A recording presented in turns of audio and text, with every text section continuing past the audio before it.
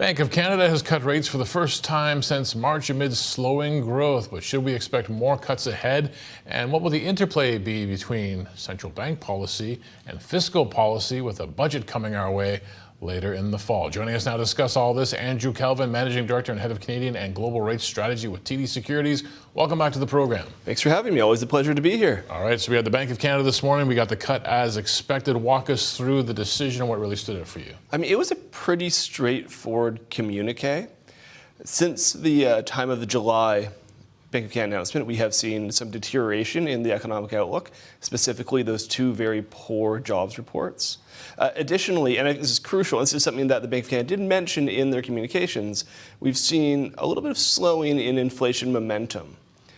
Headline inflation's around 2%, a little under 2%, same as it was in July. A lot of the headline number is still impacted artificially by the removal of consumer carbon taxes.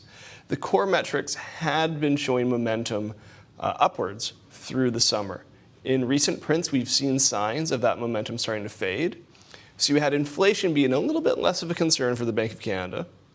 You had the growth outlook being a little bit more of a concern for the Bank of Canada, as per recent reports.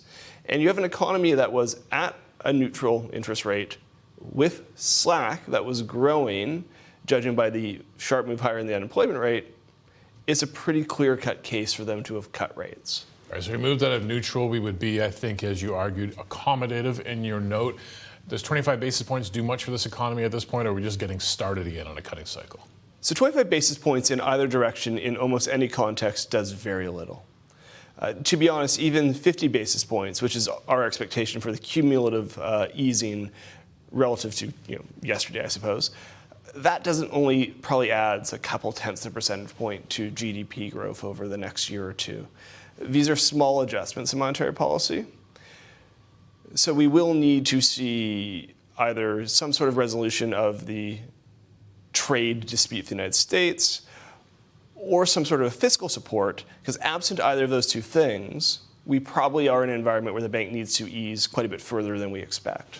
Why wouldn't we get, I guess, deeper easing then? I mean, I think your expectation is that we'll get another cut in October, and then you get those two. Do you think they're going to go much deeper than that? If they're not willing to go deeper than that to aid the economy, what would be stopping them? So there's two parts to that question, I suppose. First is they view underlying inflation as running at about 2.5%. 2.5% is not their target. Their target's 2%, but 2.5% is evidently within that sort of margin of error, that margin of tolerance, where they feel like they can provide some support to the economy from the growth side in such a way where inflation pressures are contained. Like, by their actions, they seem to believe that 2.5% underlying inflation constitutes inflation being contained. The one thing central banks never want to do is make the same mistake twice. So there is some caution within the halls of the Bank of Canada, I would imagine, just given the fact that the last policy cycle, they clearly left policy too easy for too long. You can call that hindsight. That would be, I think, partly fair, but the fact remains that they made some dovish mistakes last cycle. So they do want to be a little bit more cautious in this easing cycle, lest they let inflation run away again by overstimulating the economy. And if you let inflation run well above your target 2 times within a single mandate, you now start to put pressure on inflation expectations. And that's a risk the Bank of Canada really can't afford to take. So it calls for a bit of caution here. The other piece is we do expect to get a budget in early November. I think November 4th is November 4th is the date that I had in mind as well, but I'm always a little bit wary about saying dates. I just put it in my calendar yesterday, and I'm like, can you actually get that one right? But they'd be yelling at me, am I right? If we both think it's November 4th, I'm sure it's November 4th. We'll make it so. And I just trust the government on this. We do expect some fiscal stimulus in that budget. That should provide that sort of additional support, working together with monetary policy, which prevents the Bank of Canada from having to ease below 2.25%.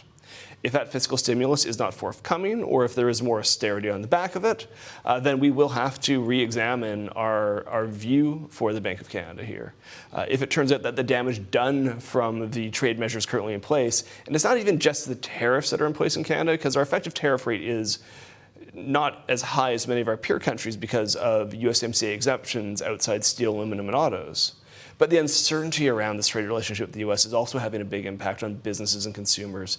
And if those impacts continue to grow in terms of their drag on the economy, the Bank of Canada may also, even if there's fiscal stimulus, find itself in a position where it has to ease more. As things stand, we think we have the Bank of Canada has calibrated the trade shock pretty well. We do think we will get a little bit of support from the federal government. So between those two things, we think 50 basis points will be enough. But it is a highly contingent view. There's nothing magical about 2.25.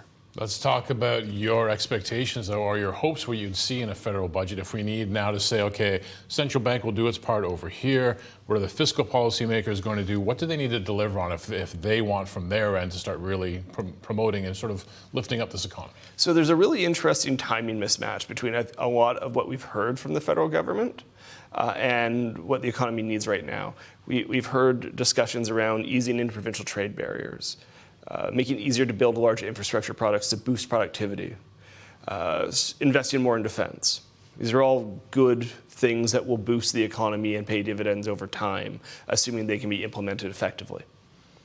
But these are 2027, 2028 issues. Like if you just take defense spending, there are some measures that we can take today that would be stimulative for the economy. But if we were to significantly ramp up defense spending in Canada, a lot of that just has to be imports. Like we don't have the capacity to build all these weapons ourselves in short order. So what the government needs to do is, in my view, is find some way of bridging the gap. We need a suite of short-term stimulus measures that will help support the economy in 2026. And I don't want to go overboard. No one's looking for a repeat of 2020 or 2021 or 2022. Like that's not what I'm calling for here, to be really clear. But we do need, I believe, something to help offset the drag from the changing U.S. trade relationship to help get the economy through 2026 until some of these more structural reforms the government is trying to undertake really start to provide tangible benefits to the economy.